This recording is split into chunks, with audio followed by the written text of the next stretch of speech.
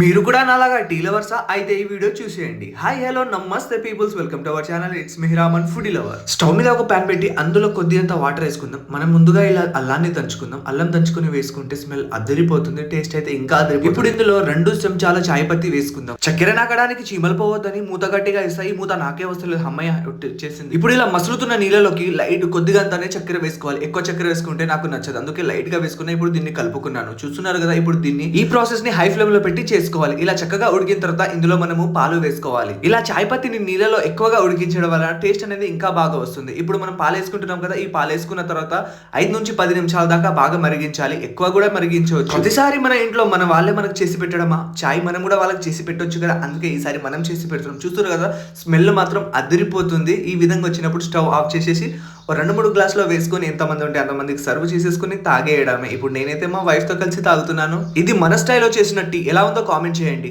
And మీలో ఎంతమందికి tea ఇష్టమో అది కూడా కామెంట్ చేయండి. వీడియో నచ్చితే లైక్ చేయండి, సబ్స్క్రైబ్ చేసుకోండి.